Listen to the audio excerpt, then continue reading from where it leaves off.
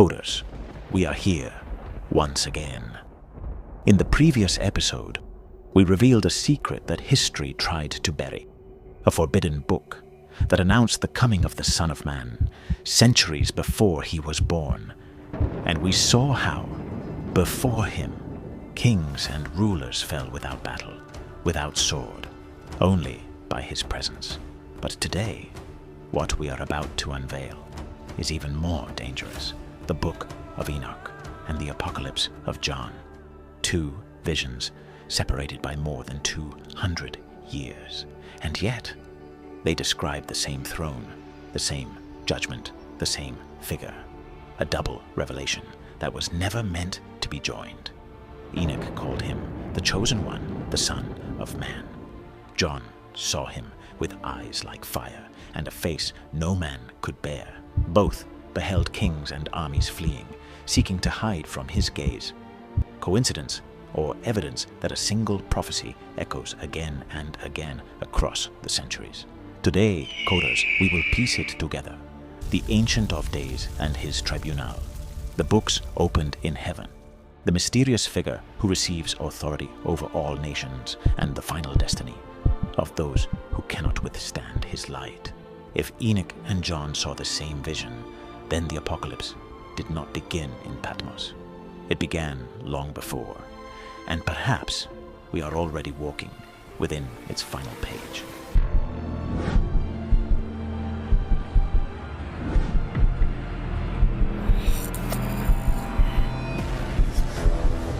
We have already spoken before about the enigmatic book of Enoch, about the man who walked with God and was taken up without knowing death, a witness who, according to Genesis 5:24, disappeared because God took him. In intertestamental Judaism, his name was not just history, it was a bridge, a celestial intermediary who saw what no mortal could bear. Among his visions, a forbidden record, the rebellion of the Watchers, the judgment of the nations, and the portrait of a messianic figure centuries before the world knew him. There exist several writings attributed to him, but only one preserves the most complete map. 1 Enoch. A compendium that, although not in the current Bible, was quoted, respected, and feared. And although we have already delved into each one of its mysteries in other episodes, which you will find in the description, today we only need to remember one thing. This book is not an echo of the apocalypse. Perhaps it was its first version, and to understand it, we must begin where everything was fractured with the Watchers and the rebellion that changed heaven forever. First link, the Watchers and the Celestial Rebellion Coders. We have already spoken before about the Watchers, those fallen angels who, according to the Book of Enoch, descended to earth, took human wives, and taught forbidden secrets, war, metallurgy, magic, astrology, knowledge that altered the course of humanity.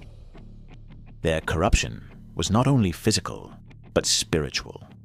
In previous videos, we explored their names, their crimes, and their punishment, chains of darkness until the day of judgment. That's why, if you want the deeper details, you can find them here on the channel. Today, what interests us is the piece that connects with our central theme. Because in Enoch, the rebellion and the judgment of the Watchers happened long before the end of the world.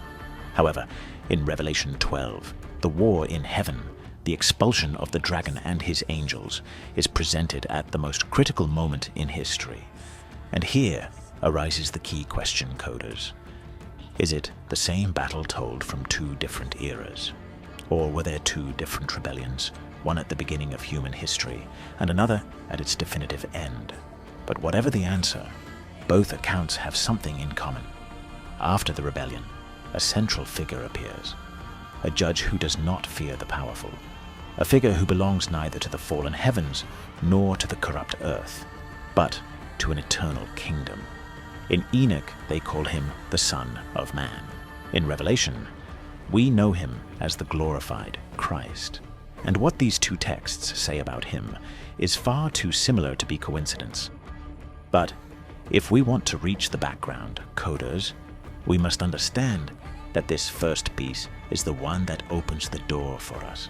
Enoch shows us that before any final judgment, there was a rebellion that forever changed the relationship between heaven and earth. Angels who betrayed their purpose, humanity that adopted their secrets, and a God who decided to act. We are not talking about a simple ancient story.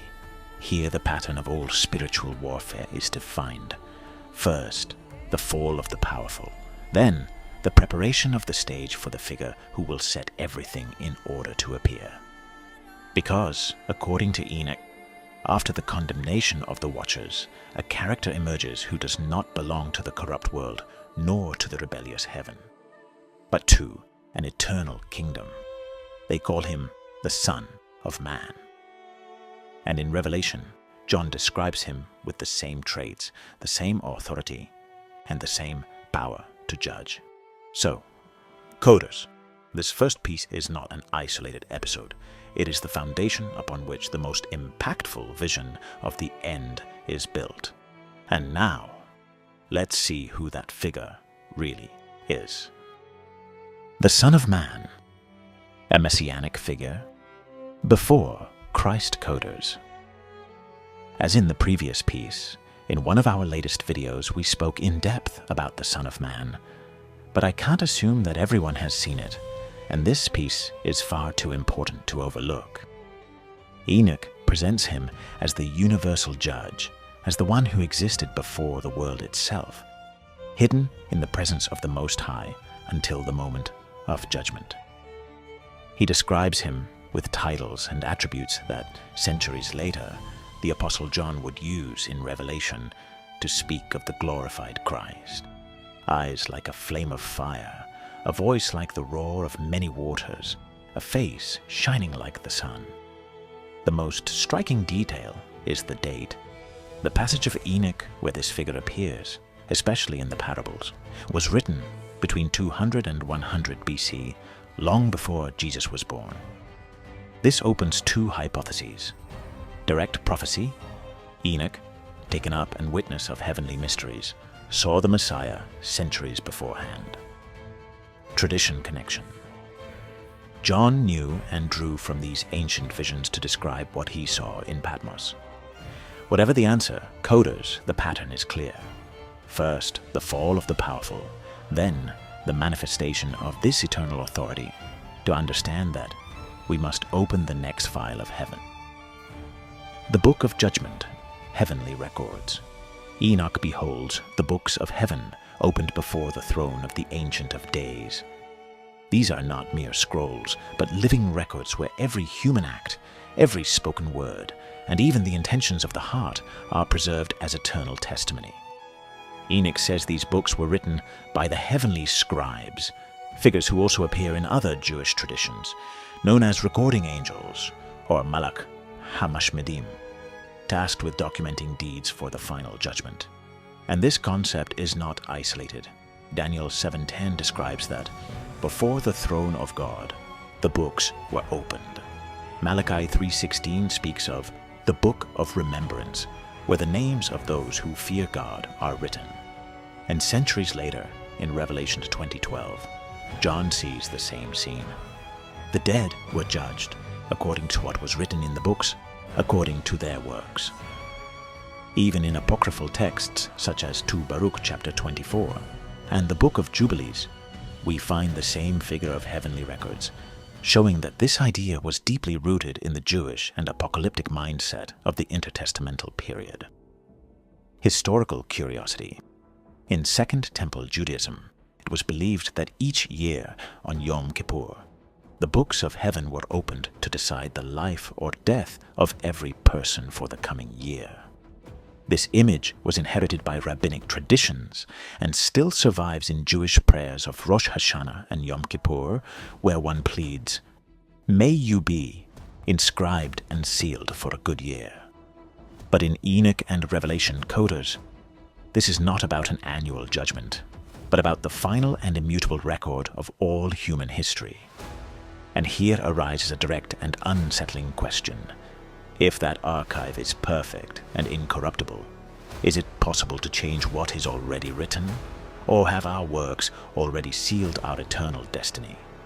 To answer it, we must follow Enoch beyond the books, toward a prophetic calendar that reveals when they will be opened, a precise count, almost mathematical, leading us to the next piece of the puzzle. The prophecy of the numbered days, the invisible clock of the end coders. In the book of Enoch, specifically in chapters 93 and 91, known as the Apocalypse of the Weeks, we find something extraordinary. Enoch describes human history divided into 10 symbolic weeks. These are not literal weeks of 7 days, but entire eras, each marked by a key phase in the divine plan. Enoch's calendar, week 1 to 2, the creation and the fall of man. Week 3, the judgment of the flood and the story of Noah. Week 4, the giving of the law to Moses. Week 5, the reign of the kings and the building of the temple. Week 6, the corruption and apostasy of the people. Week 7, the coming of an anointed one and the beginning of justice. Week 8, the judgment against oppressors and evil kingdoms. Week 9, the full revelation of justice and the eternal reign. Week 10, the final judgment and the creation of a new heaven. One striking detail, Enoch writes this centuries before Christ, and yet places the coming of an anointed one right before the climax of judgment. In his calendar, the Messiah is not a religious ornament. He is the central axis of human destiny. Parallels with Revelation. John on the island of Patmos does not speak of weeks, but he does use exact figures. Revelation 12:14, Daniel 7:25. Both use coded language, a prophetic count designed to conceal dates and events from the enemies of God, revealed only to those who understand the heavenly code. Extra biblical curiosity. In Jewish apocalyptic traditions, the time of the world was fixed at 7,000 years, 6,000 for human history, and 1,000 for the Messianic kingdom, following the pattern of creation and the Sabbath rest. Enoch's calendar fits uncannily with this vision, as if everything were a pre-established map. The unsettling question: if John and Enoch, separated by more than 200 years, describe a celestial count with almost mathematical precision, were they both listening to the same prophetic clock? Or was one reinterpreting the other's vision? And if this invisible clock truly exists, its final toll leads us directly to a point where the visions of Enoch and Revelation seem to mirror each other, yet each narrating a different ending. That will be our next step. The two paths of the end. The two paths of the end, the broken mirror of the apocalypse coders. In the book of Enoch, the end is not just a closure, it is a total reconfiguration of the cosmos.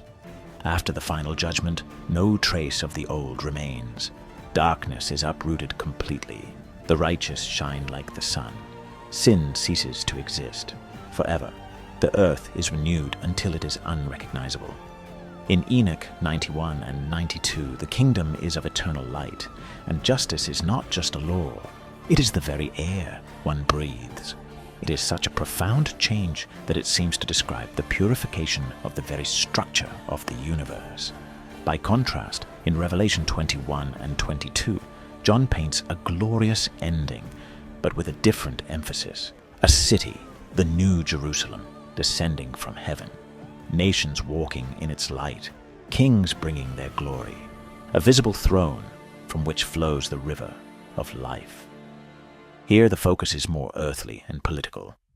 A physical divine government, established in a place where regenerated humanity lives and organizes itself under the direct authority of God.